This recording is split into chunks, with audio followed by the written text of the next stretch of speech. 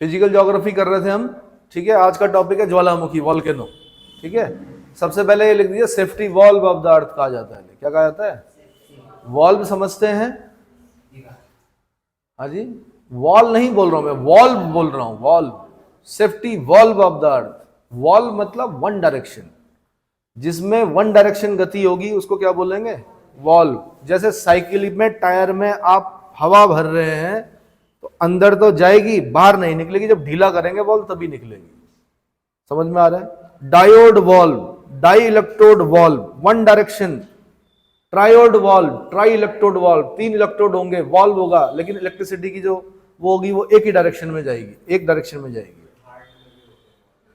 Heart में भी valve होगा कि ब्लड मतलब वेंट्रिकल ओरिकल में जब भेजना होता है तो वन डायरेक्शन होगा, वापस नहीं आएगा, वहां से वापस आएगा तो फिर कहेगा भाई हार्ट, मतलब एक चैम्बर से दूसरे चैम्बर में डाला जाता है ना। हार्ट में पेस मेकर जो होता है धड़काता है, फिर उसके बाद वो ब्लड जाता है, तो वॉल्व मतलब वन डायरेक्शन। इतना समझ में आ गया? तो सेफ्टी वॉल्व ऑफ द ज्वालामुखी। ज्वालामुखी का तात्पर्य उस छिद्र अथवा दरार से है जिसका संबंध पृथ्वी के आंतरिक भाग से होता है और जिसके माध्यम से तप्त गैस, तरल लावा, राख, जलवाष्प आदि का निर्गमन होता है। अब भाई क्वेश्चन आया, मैंने ज्वालामुखी से आप क्या समझते हैं? और आपने क्या किया, एक पहाड़ बनाया और ऐसे ऐसे करके आपने कहा जी ये ज्वालामुखी, नंबर नहीं मिलेगी आपको। आपकी भाषा देखी जाती है कि लिख भी पा रहे हो कि नहीं लिख पा रहे हो, तो ये लिखना पड़ेगा आपको। क्या करना पड़ेगा? ज्वालामुखी का तात्पर्य उस छिद्र, ओपनिंग अथवा दरार यानी रैप्चर से है जिसका संबंध पृथ्वी के आंतरिक भाग से होता है और जिसके माध्यम से तप्त गैस, क्या क्या निकलता है? तप्त गैस, तरल लावा, राख, जलवाष्प और विभिन्न प्रकार की अन्य चीजें जो होती हैं वो निकलती हैं, आदि का निर्गमन होता है, आदि का। ज्वालामुखी क्रिया के अंतर्गत मैग्मा के निकलने से लेकर धरातल या उसके अंदर विभिन्न रूपों में इसके ठंडा होने की प्रक्रिया शामिल होती है। ज्वालामुखी क्रिया के 2 रूप होते हैं यथा। अच्छा, ज्वालामुखी क्रिया जब हम शब्द प्रयोग कर रहे हैं ना, तो उसके अंदर क्या क्या पढ़ना है हमने? मैग्मा के निकलने से लेकर धरातल या उसके अंदर, या तो बाहर या उसके अंदर विभिन्न रूपों में इसके ठंडे होने की प्रक्रिया शामिल होती है। ज्वालामुखी प्रक्रिया खाली उसको नहीं बोलेंगे कि फूटा और हो गया ज्वालामुखी क्रिया होगी, मतलब वो ठंडा होगा या तो धरातल पर होगा या धरातल से नीचे होगा, तो वो सब ज्वालामुखी क्रिया के अंतर्गत पढ़ा जाता है उसे। इतना समझ में आ गया? ज्वालामुखी क्रिया के 2 रूप होते हैं यथा। नंबर 1, धरातल के नीचे भूगर्भ में, धरातल के नीचे भूगर्भ में मैग्मा के शीतल होकर जमने की प्रक्रिया, जिससे पढ़ चुके हम बैथोलिथ, फैकोलिथ, लोपोलिथ, सिल, डाइक, ये पढ़ी है। स्वरूप की अंतःस्थलाकृतियों का निर्माण होता है, इसका विवेचन पहले कर चुके हैं हम लोग, ठीक है। दूसरे में धरातल के ऊपर घटित होने वाली क्रियाएं सम्मिलित होती हैं, जिनमें प्रमुख है ज्वालामुखी, धरातलीय प्रवाह यानी फिशर फ्लो। तीसरा, गर्म जल के स्रोत यानी hot springs, gazers, hot gazers जो होते हैं, धुआंरे यानी फ्यूमरोल्स। तो इसमें उदाहरण भी पढ़ने हैं आपने कि कहाँ कहाँ। तो जैसे यहां से क्वेश्चन बना हुआ गेजर से कि ओल्ड फेथफुल गेजर कहाँ है? येलोस्टोन नेशनल पार्क यूएसए में है, यूटा प्रांत में। एक्सेल्सियर गेजर कहाँ है? आपने बताना कि वो भी यूटा प्रांत में जो येलोस्टोन नेशनल पार्क है वहां पर है, ठीक है। ऐसे न्यूजीलैंड के गेजर से क्वेश्चन बना हुआ है। ऐसे ही कोह सुल्तान धुआंरे से क्वेश्चन बना हुआ है। कहाँ से? देमबंद और कोह सुल्तान, ये 2 धुआंरे जो है वो ईरान में मिलते हैं, वहां से क्वेश्चन बना हुआ है। एक बार लैंड ऑफ 1000 स्मोक, कटमई एक जगह पड़ती है अलास्का में, वहां से क्वेश्चन बना हुआ है। सहस्त्र धूमरों की घाटी किसे कहते हैं कि यार कहां पर है?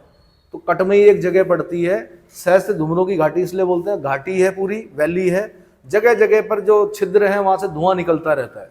क्या निकलता है? धुआं निकलता रहता है। तो कटमई से क्वेश्चन बना है कई साल पहले। यानी ये मत सोचना कि यूपीएससी नहीं देख रही है, यूपीएससी जगह जगह देख रही है। गेजर से भी पूछ रही, धुआंरे से भी पूछ रही।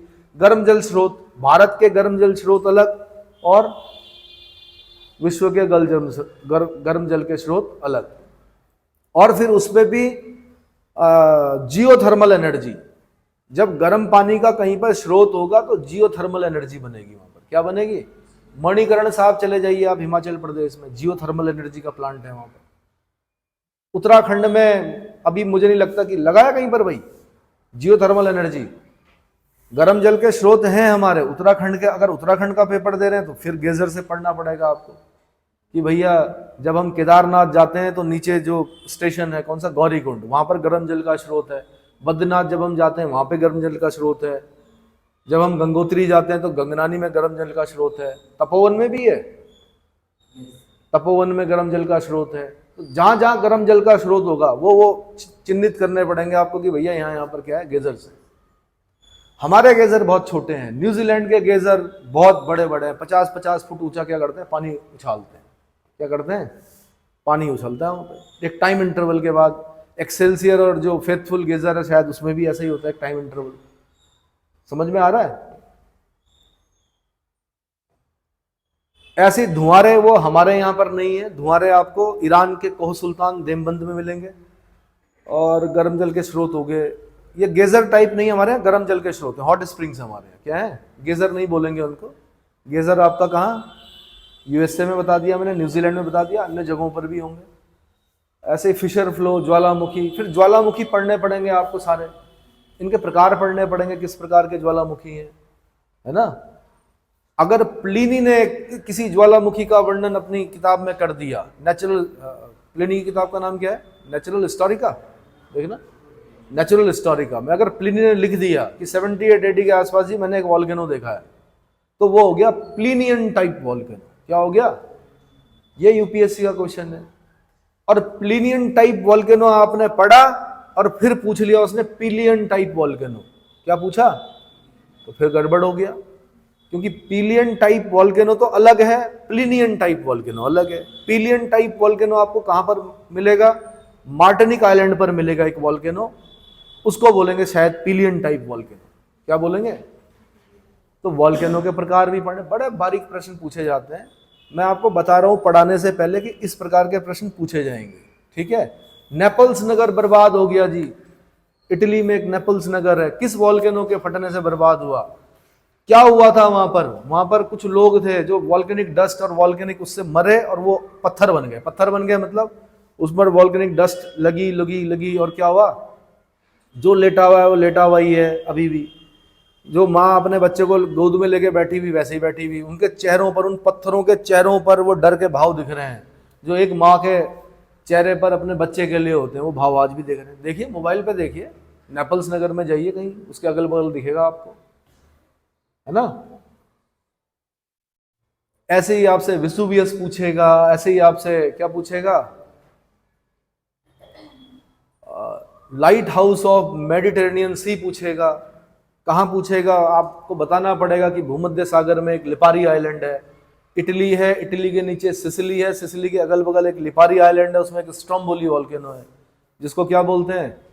लाइट हाउस ऑफ मेडिटेरेनियन सी बोलते हैं। भूमध्य सागर का प्रकाश स्तंभ बोलते हैं उसको, दिन रात धधक रहा है वो। आइसलैंड के वॉल्केनो पढ़ने पड़ेंगे, लॉकी दरार पढ़नी पड़ेगी, है ना। हुड क्या रेनियर सास्ता और हुड, यूएसए के वॉल्केनो पढ़ने पड़ेंगे। दूसरा इक्वाडोर, दक्षिण अमेरिका में जाएंगे आप जब इक्वाडोर में, तो वहां पे आपको हाईएस्ट एक्टिव वॉल्केनो पढ़ना पड़ेगा, Cotopaxi. Highest active volcano Cotopaxi पढ़ना पड़ेगा, ठीक है। वहीं पर एक और वॉल्केनो पड़ता है चिम्बाराजो वॉल्केनो पढ़ना पड़ेगा। हाईएस्ट वॉल्केनो फिर जो कि एक्टिव नहीं है, डॉर्मेंट एक्सटिंक्ट करके है, ओजोस डेल सलाडो पढ़ना पड़ेगा आपको, चिली और अर्जेंटीना की बॉर्डर पर। समझ में आ रहा है? भारत के वॉल्केनो पढ़ने पड़ेंगे दो अंडमान निकोबार में, बैरन और नारकोंडम आइलैंड, मतलब बैरन और नारकोंडम, जिसमें बैरन क्या होगा? एक्टिव वॉल्केनो होगा। समझ में आ रहा है? और क्या पढ़ना पड़ेगा? वॉल्केनियन टाइप वॉल्केनो पढ़ने पड़ेंगे, पीलियन टाइप वॉल्केनो पढ़ने पड़ेंगे। तो मिला बच्चों? पत्थर के वो लोग मिले जो ज्वालामुखी से क्या हो गए? पत्थर बन गए। पत्थर बन गए मतलब मर गए होंगे, डेड बॉडी सड़ने से पहले उनके ऊपर वॉल्केनिक डस्ट पड़ी, वॉल्केनिक डस्ट पत्थर बन गई। आज क्या मां और बच्चा दिखा उसमें? हाँ, भाव दिखे? तो सोच लीजिए आप। और फिर यूपीएससी क्या करेगी, अगर हाल ही में किसी देश में कोई बड़ा वोल्केनो क्या हुआ है, फटा है, तो वहां से क्वेश्चन पूछेगी, फिर आपसे पूछ सकती है, मतलब, है ना। जब इंडोनेशिया में क्राकाटाओ या क्राकाटोआ वोल्केनो फटा, सुनामी आई, इंडोनेशिया में लाखों लोग मारे गए, वहां से क्वेश्चन पूछा। सबसे बड़ा विस्फोट वही था मेरे ख्याल से अभी तक, जिसमें आधा पहाड़ उड़ गया ऊपर। क्राकाटाओ या क्राकाटोआ, इंडोनेशिया में एक वोल्केनो था, क्राकाटाओ, है ना। ऐसे ही आपसे पिनाटुबो वोल्केनो पूछेगा, वो कहां पे, फिलीपींस में। ताल पूछेगा, फिलीपींस में। याद आपने करना है भाई, मेरे याद करने से नहीं निकलेगा पेपर आपका। मैं तो खाली क्या कर सकता हूं, डायरेक्शन दे सकता हूं, ठीक है। मिला। इन सब वोल्केनो को देखिए, और सबसे पहले सब्जेक्ट से क्या कीजिए, इंटरेस्ट लीजिए उसमें, तब मजा आएगा आपको पढ़ने में। सोचिए ना, पृथ्वी पर ऐसी भी चीजें हैं, धधक रहा है, मतलब जल जाओगे आप अगर ऐसे यूं करोगे तो। इतनी गर्मी होती है मैग्मा लावा में। चलो जी, कहां पहुंचे हम। इस व्याख्या से यह स्पष्ट हो जाता है कि ज्वालामुखी क्रिया एक क्या है, व्यापक शब्द है, जिसमें अनेक क्रियाएं तथा अनेक रूप सम्मिलित हैं। ज्वालामुखी क्रिया का एक रूप है। ज्वालामुखी तो ज्वालामुखी क्रिया का सिर्फ एक छोटा सा रूप है ना। ज्वालामुखी से निःसृत पदार्थ, अब क्या निकलते हैं, ये भी यूपीएससी क्वेश्चन निकले। मटर के दाने के आकार से लेके बड़े बड़े वॉल्केनिक बम, जैसे मिसाइल गिरती है ना, वैसे वॉल्केनिक बम गिरते हैं। जब वॉल्केनो फटता है तो ऐसे वॉल्केनिक बम गिरेंगे, इस बिल्डिंग पे अगर गिर गए तो समझ लो जल गई बिल्डिंग पूरी, आवाज आती है पूरी। एक पिक्चर देखिएगा, वॉल्केनो, पुरानी पिक्चर है, ठीक है, उसमें आपको काफी कुछ सीखने को मिलेगा। या नेशनल ज्योग्राफी डिस्कवरी पर देखिए, वॉल्केनो देखिए, वॉल्केनो की पूरी सीरीज देखिए, आपके समझ में आ जाएगा क्या है। हॉट स्पॉट समझ में आ जाएगा आपके। मैंने क्यों कहता हूं कि एक सुपर वॉल्केनो होने वाला है। सुपर वॉल्केनो इसलिए बोलता हूं मैं, क्योंकि हॉट स्पॉट बने हुए हैं नीचे। कब तक प्रेशर को झेलेगी जमीन, एक ना एक दिन तो होगा। तो ज्वालामुखी से निकलने वाले पदार्थों को 3 श्रेणियों में विभक्त किया जाता है। नंबर 1, गैस तथा जलवाष्प। भाई, ज्वालामुखी से निःसृत पदार्थों में सर्वाधिक मात्रा किसकी होती है, जलवाष्प की। कितनी होती है, 90% तक हो सकती है, 60 से। और यही वो जलवाष्प होती है जो धरातल पर जोर मारती है। क्या करती है, अगर आपकी भाप आपके प्रेशर कुकर की सीटी को उड़ा सकती है, तो सोच लो फिर धरती तो क्या चीज है, कैसी वाष्प होती होगी नीचे। धरती को फाड़ के बाहर निकलेगी, और उसके साथ फिर निकलेगा मैग्मा, लावा, सब जितने भी है ना। तो ज्वालामुखी उद्भेदन के समय सर्वप्रथम गैसें एवं जलवाष्प बाहर आते हैं। इसमें जलवाष्प की मात्रा सर्वाधिक होती है, 60 to 90%, याद रखना है आपने। झारखंड पीसीएस में पूछा जा चुका है। अन्य गैसों में क्या निकलता है, CO2 निकलती है, नाइट्रोजन निकलती है, हाइड्रोजन निकलती है, हाइड्रोजन क्लोराइड निकलता है, HCl, कार्बन मोनोऑक्साइड निकलता है। ये खराब चीज है भाई हमारे लिए, है ना। हाइड्रोजन फ्लोराइड निकलता है, HF, हीलियम निकलता है, सल्फर डाइऑक्साइड निकलता है। ये इसको खास ध्यान रखना आप, ठीक है। कार्बन मोनोऑक्साइड क्या करता है कि आपके जो हीमोग्लोबिन है ना, जो कि 4 अणुओं को लेकर जा रहा है शरीर के विभिन्न ऊतकों तक, टिश्यूज तक। आप जिंदा इसलिए हो क्योंकि आपका हीमोग्लोबिन 4 अणुओं को पकड़कर शरीर के विभिन्न भागों तक ऑक्सीजन को क्या कर रहा है, पहुंचा रहा है। अब अगर कार्बन मोनोऑक्साइड, जो कि घर के अंदर खिड़की दरवाजे बंद करके अंगीठी जलाने पर भी पैदा होती है, उसमें क्या होगा, वो 4 अणु की जगह 3 अणु हो जाएंगे, क्योंकि वो क्रिया करेगा CO, किससे, हीमोग्लोबिन से। अब क्या होगा, 4 अणु की जगह 3 अणु जाएंगे, तो आपकी तबीयत, फिर 3 अणु की जगह 2, तो आपकी तबीयत खराब होगी, उल्टी आने को होगा, लेकिन हाथ पैर नहीं चला पाएंगे। धीरे धीरे क्या होगा कि 1 अणु ले जाएगा खाली, और धीरे धीरे शरीर को ऑक्सीजन मिलनी बंद हो जाएगी ना। 4 अणु ले जाना क्या कर देगा, बंद कर देगा। जो व्यक्ति होगा मीठी निंद्रा में जाकर क्या हो जाएगी, उसकी मृत्यु हो जाएगी। कार्बन मोनोऑक्साइड इसलिए खतरनाक है कि ज्वालामुखी से निकला तो खाली लावा से थोड़े मरते हैं आदमी, वॉल्केनिक डस्ट से मरते हैं। 2-2, 3-3 महीने तक पता चला सूरज ही नहीं आ रहा, डस्ट है। फेफड़ों में क्या हो गया, राख जम गई, क्या हो गई, कार्बन मोनोऑक्साइड की मात्रा बढ़ गई, कार्बन डाइऑक्साइड की मात्रा बढ़ गई, उधर बदबू आ रही है, सांस ले ही नहीं पा रहे हैं, कैसे कैसे जिंदा रहोगे। ये जो लोग जो मरे हुए हैं जो दिख रहे हैं आपको, किसमें, पत्थर के जो बने हुए हैं नेपल्स नगर में, ये कौन लोग हैं, वही तो है, मर गए बेचारे, है ना। और क्या बन गए, बुत बन गए, क्या बन गए। हाँ, तो नाइट्रोजन भी देखो भाई, नाइट्रोजन की मात्रा को भी वायुमंडल में बढ़ा रहा है कौन, वॉल्केनो। उसके बाद विखंडित पदार्थ, इसमें धूल एवं राख से बने चट्टानी टुकड़े, टफ बोलते हैं उनको, धूल और राख से बने चट्टानी टुकड़े, मटर के दाने के आकार वाले टुकड़े, इनको लैपली, ये यूपीएससी के क्वेश्चन रहे हैं, मटर के दाने के आकार के छोटे छोटे टुकड़े लैपली, कुछ इंच से लेकर कई फीट तक के व्यास वाले बड़े बड़े चट्टानी टुकड़े वॉल्केनिक बॉम्ब, कोणाकृत अपेक्षाकृत बड़े आकार वाले टुकड़े ब्रेसिया, कोणाकार मतलब जिनमें कोने निकले होते हैं, ब्रेसिया आदि बाहर धरातल पर निकलते हैं। फिर लावा, ज्वालामुखी उद्गार के समय भूगर्भ में स्थित तरल पदार्थ को मैग्मा कहते हैं। जब मैग्मा धरातल पर निःसृत होता है तो उसे लावा की संज्ञा दी जाती है। धरातल पर लावा के ठंडे होने से इग्नियस रॉक, आग्नेय चट्टानों का निर्माण होता है। सिलिका के आधार पर लावा दो प्रकार का होता है, एसिड लावा, बेसिक लावा, ठीक है। एसिड लावा क्या होगा, गाढ़ा होगा, चिपचिपा होगा, सिलिका की मात्रा अधिक होगी, सिलिका की मात्रा अधिक तो एसिड, सिलिका की मात्रा कम तो बेसिक। अतः यह धरातल पर दूर तक न फैलकर क्रेटर के आसपास गुंबदाकार शंकु का निर्माण करता है। कोन, गुंबदाकार कोन का निर्माण करता है, जैसे स्ट्रम्बोली इटली, स्ट्रम्बोली इटली, पाइडी डोम फ्रांस। अब इनके नाम याद करने हैं आपने, कहां कहां पर है ये वॉल्केनो। और इसमें दिक्कत नहीं होती है क्योंकि अगर वो वॉल्केनिक इरप्शन हो रहा है तो नीचे नहीं पहुंचेगा जल्दी से, है ना, बिल्कुल गाढ़ा ऐसे ऐसे करके धीरे धीरे करके। और जो ये होगा बेसिक लावा, ये तो वहाँ वॉल्केनो फटा, भागना पड़ेगा तुरंत।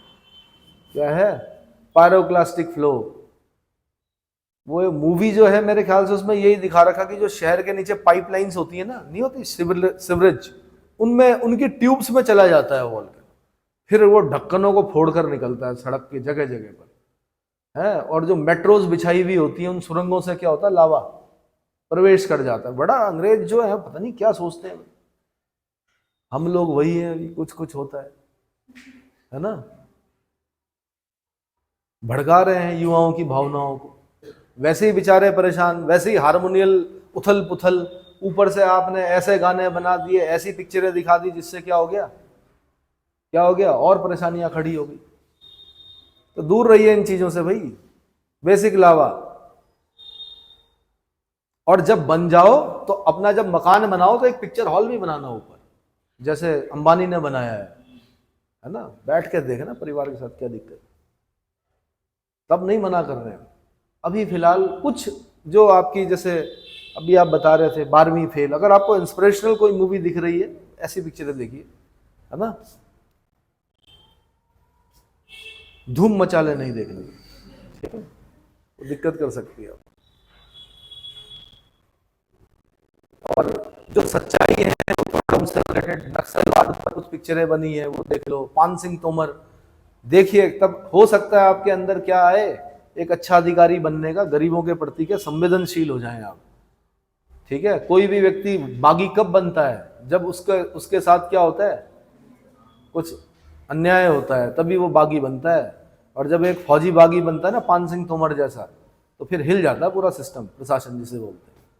इसलिए दोबारा कोई बागी ना बने, इसलिए जो गरीबों के प्रति, जो नीचे तबके के लोग हैं, जिनके जो मुख्य धारा से अलग हैं, उनके साथ संवेदनशीलता के साथ क्या करना है आपने। खाली ये नहीं कि बड़े बड़े उद्योगपतियों के साथ आप क्या कर रहे हो, मीटिंग्स कर रहे हो। जब अधिकारी बनो तो उन लोगों का भी क्या करना, ध्यान, उनका ज्यादा ध्यान रखना है आपने। समझ में आ रहा है।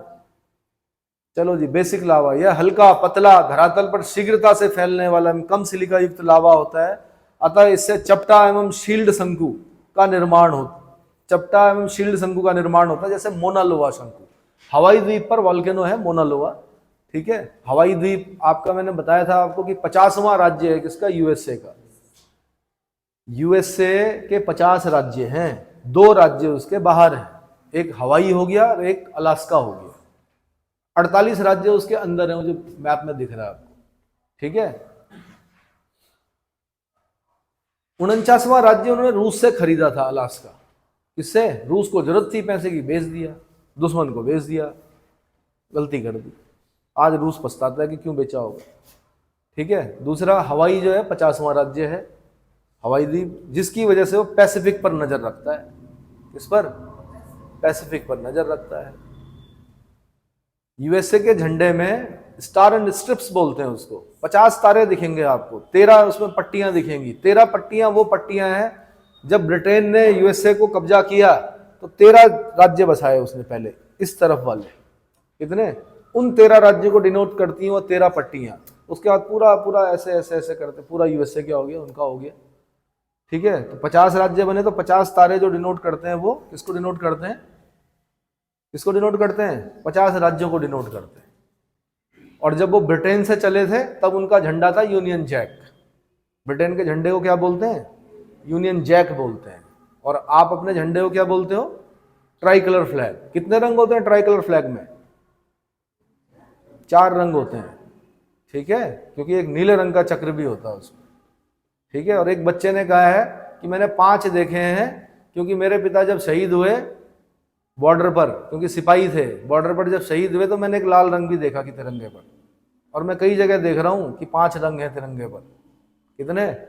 5वां रंग जो हो रहा है बार बार, वो लाल रंग है खून का, है ना। रोज शहादतें हो रही हैं फौज में, और ये ठीक नहीं है, ये अच्छा संकेत नहीं, मतलब अच्छा नहीं माना जाता, गलत चीज है। चलो जी, कहां तक बेसिक लावा हो गया? ध्यातव्य है कि वर्तमान समय में मैग्मा, लावा और आग्नेय चट्टानों का वर्गीकरण रासायनिक और खनिज संगठन के आधार पर किया गया। फेल्सिक, फेल्सिक में क्या होगा? सिलिका प्रधान खनिज, क्वार्ट्ज तथा फेल्सपार की अधिकता होगी तो ऐसे को बोलेंगे फेल्सिक। क्वार्ट्ज और फेल्सपार की अधिकता होगी तो ऐसे लावा को क्या बोलेंगे? फेल्सिक, जो रंग में हल्के होते हैं। मैफिक, इस समूह के खनिज में मैग्नीशियम व लोहे तत्व की प्रधानता तथा सिलिका की अपेक्षाकृत न्यूनता होगी, जो रंग में गहरे होते हैं, जैसे पायरॉक्सीज, एम्फीबोल्स और ऑल्विन। इतना समझ में आ गया? पायरॉक्सीज, एम्फीबोल्स और ऑल्विन। अगला है अल्ट्रामैफिक। अल्ट्रामैफिक में क्या होगा? फेल्सिक व मैफिक के मध्यस्थ गुणों वाले खनिजों को अल्ट्रामैफिक कहा जाता है। इनमें सिलिकॉन व एल्यूमिनियम की मात्रा अधिक होती है। सिलिकॉन व एल्यूमिनियम की मात्रा अधिक, ठीक है। अगला ज्ञातव्य है कि फेल्सिक, अल्ट्रामैफिक और मैफिक के अंतर्गत क्रमशः ग्रेनाइट, डायोराइट और गैब्रो अंतर्जात लावा के, और रायोलाइट, एंडेसाइट और बेसाल्ट क्रमशः बहिर्जात लावा के उदाहरण। इनको खास ध्यान देना भाई, ये जो छोटी सी लाइन है ना, ये आपको नॉर्मल सी लग रही होगी।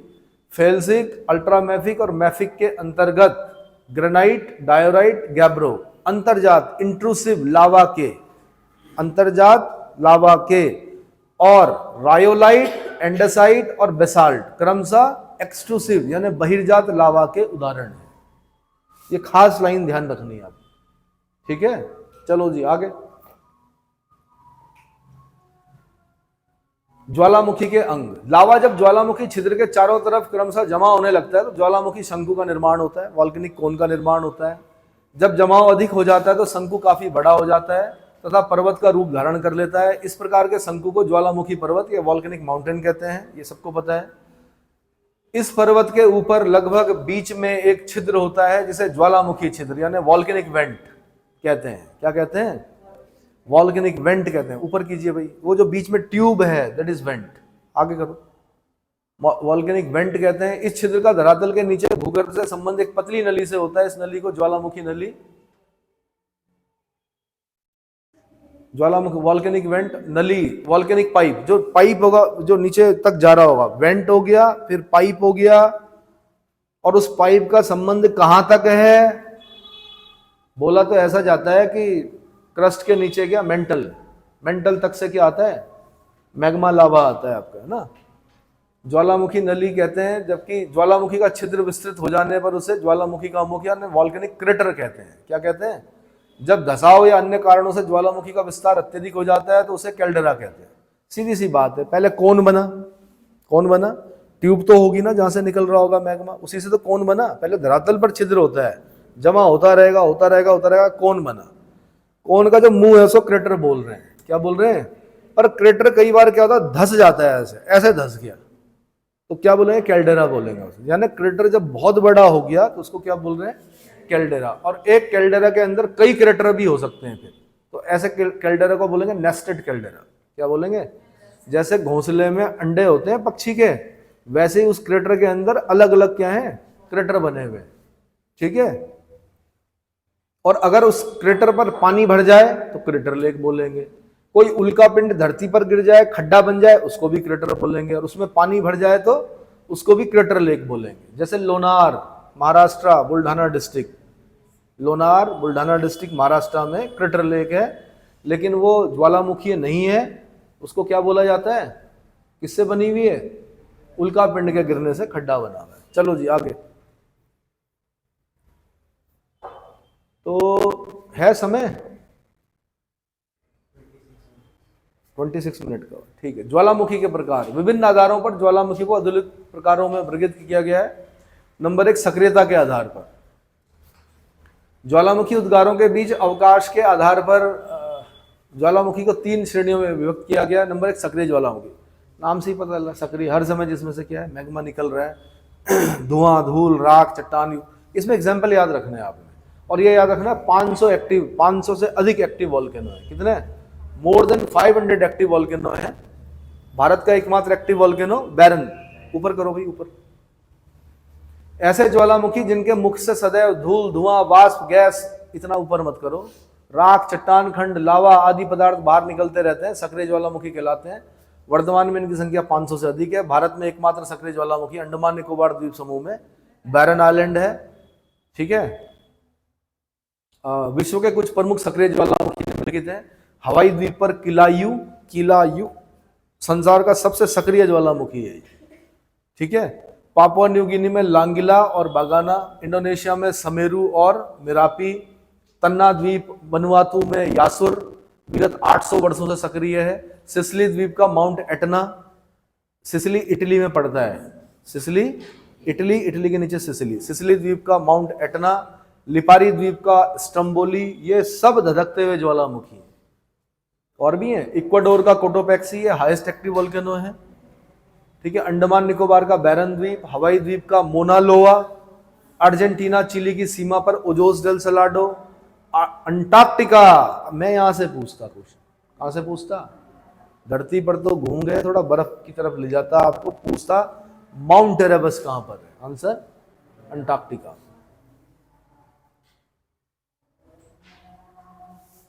भाई मुझे तो सारे याद हैं, जगह भी पता है कहां पर, मैं उनको लोकेट भी कर सकता हूं। आपने ये काम करना है, एटलस में देखने हैं सारे, है ना। तो इसमें क्या बताऊं?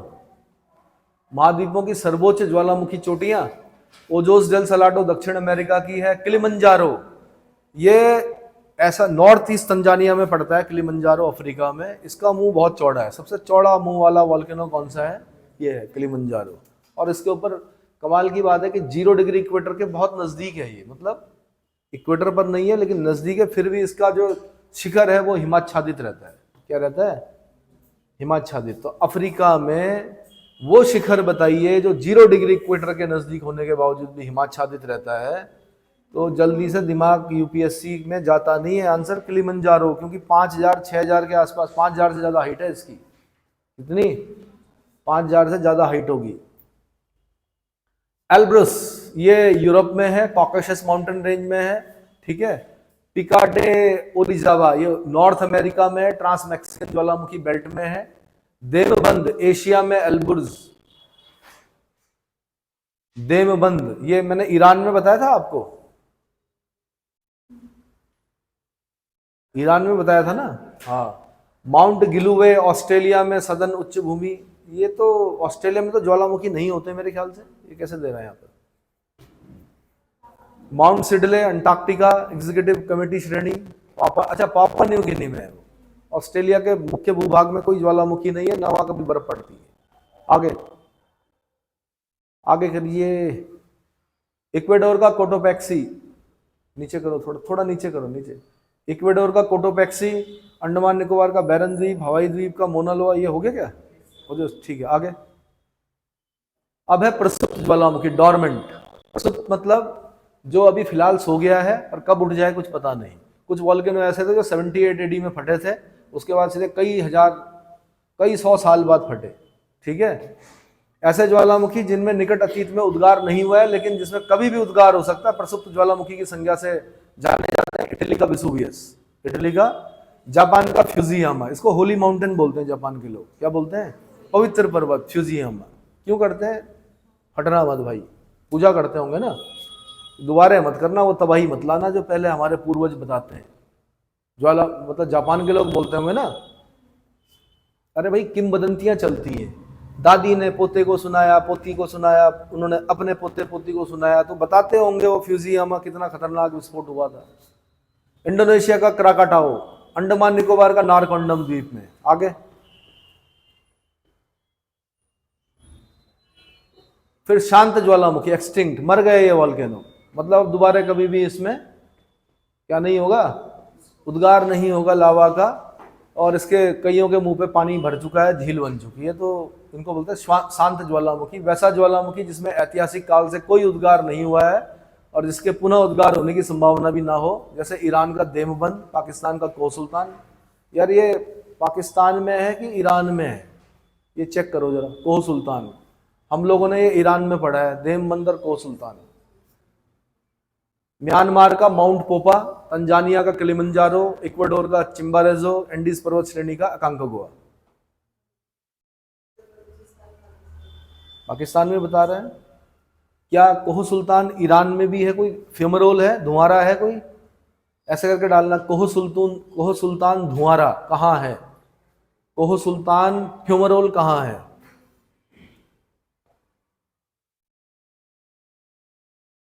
ये अकांकागुआ जो है एंडीज माउंटेन रेंज का हाईएस्ट पीक है। दक्षिण अमेरिका में सबसे लंबी पर्वत श्रृंखला विश्व की कौन सी है? एंडीज माउंटेन रेंज, और उसकी हाईएस्ट पीक जो है उसका नाम है अकांकागुआ। क्या है उसका नाम? एंडीज माउंटेन रेंज की हाईएस्ट पीक का नाम क्या है? अकांकागुआ।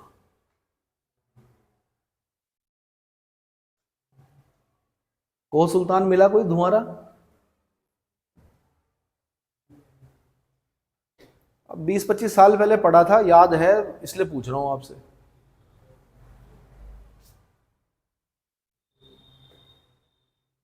अब उद्गार के अनुसार ज्वालामुखी का उद्गार प्राय 2 रूपों में होता है। नंबर 1 केंद्रीय उद्भेदन यानी सेंट्रल इरप्शन। जब ज्वालामुखी उद्भेदन किसी एक केंद्रीय मुख वेंट में भारी धमाके के साथ होता है तो उसे केंद्रीय उद्भेदन कहते हैं। यह विनाशात्मक प्लेटों के किनारे, यह ध्यान रखना आपने, कहां पर होता है? डिस्ट्रक्टिव प्लेट किनारे जो होते हैं, विनाशात्मक प्लेट किनारों के सहारे होता है। ये कई प्रकार के होते हैं, यथा हवाई तुल्य, स्ट्रम्बोली तुल्य, वोल्केनिन तुल्य, पीलियन तुल्य। अब देखो यहाँ पे पीलियन तुल्य लिखा हुआ, प्लीनियन नहीं लिखा हुआ। ये क्या लिखा हुआ? पीलियन तुल्य तथा विसुवियस तुल्य। इसमें पीलियन प्रकार के ज्वालामुखी सबसे अधिक विनाशकारी होते हैं तथा इनका उद्गार सबसे अधिक विस्फोटक एवं भयंकर होता है। जैसे पश्चिमी द्वीप समूह यानी वेस्ट इंडीज के मार्टिनिक द्वीप बताया था मैंने का पीली ज्वालामुखी, सुंडा जलडमरू का क्राकाटाओ वॉल्केनो जिसकी आवाज कई हजार किलोमीटर तक सुनी गई, जिसकी वजह से भयंकर आसमान क्या हो गया? काला हो गया, जिसकी वजह से भयंकर सुनामी आई, इंडोनेशिया में लाखों लोग जिसके क्या हो गए? काल के ग्रास बन गए। यही था वो क्राकाटोआ वॉल्केनो। फिलीपींस द्वीप का माउंट ताल का भयंकर उद्भेदन। ये बड़े खतरनाक वॉल्केनो रहे हैं, इतिहास में इनका क्या है? उल्लेख है पूरा कि कितना नुकसान हुआ था इनसे। अगला दरारी उद्भेदन, फिशर इरप्शन। जैसे दक्षिण भारत का जो है वो फिशर इरप्शन की वजह से बना हुआ है। भूगर्भिक हलचलों से भूपर पट्टी की शैलों में दरारें पड़ जाती है। इन दरारों से लावा धरातल पर प्रवाहित होकर निकलता है, जिससे दरारी उद्भेदन कहते हैं। यह रचनात्मक प्लेट किनारों के सहारे होता है। किसके किनारे? कंस्ट्रक्टिव प्लेट किनारों के सहारे होता है। इस प्रकार के उद्गार क्रेटेशियस युग में बड़े पैमाने पर हुए थे, जिससे लावा पठारों का निर्माण हुआ था। क्लियर हो गया? अब इसको करेंगे वितरण वाला 16 नंबर का क्वेश्चन होता है पीसीएस में, इसलिए इसको अलग करेंगे। ठीक है।